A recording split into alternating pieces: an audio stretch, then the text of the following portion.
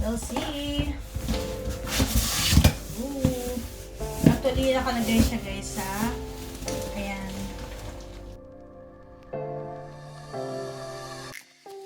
Heavy siya yun.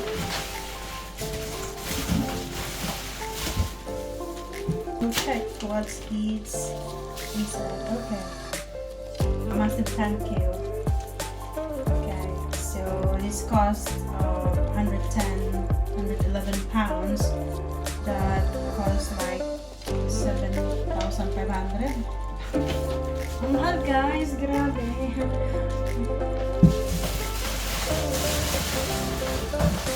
So, check natin. Ayan. Nakakagay ito sa freezer. Ang ganda kasi naka-seal guys. Naka-seal siya.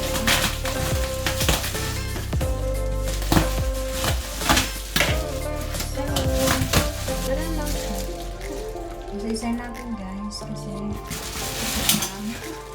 kung ano in-order dito. So, beef burgers. Ayan. Okay.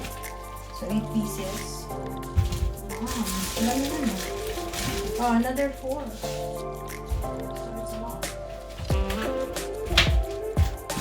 Nilalagyan pala nila ng ano guys. Para sa freezer. Magagamit pa rin ito, diba? Ano siya, ice, parang stay cool. Wow, look at this. Mickey Mouse guys.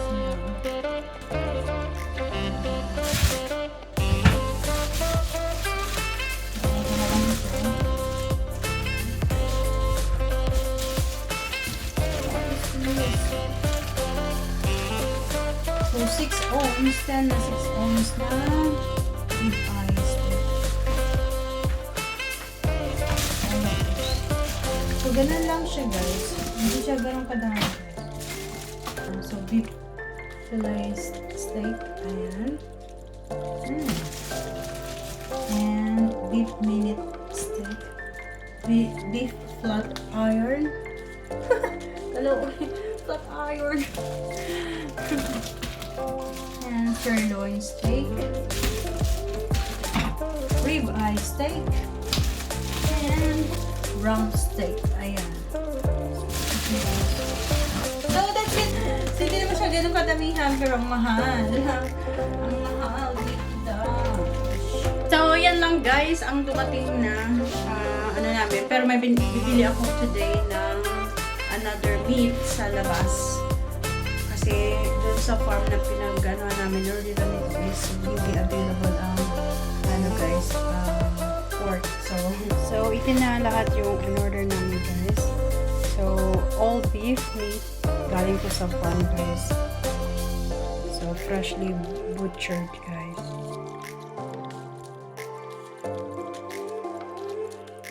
So right now guys, I'm cooking the pork mince meat. And unahin ko muna to. And I'm gonna separate also sauteing the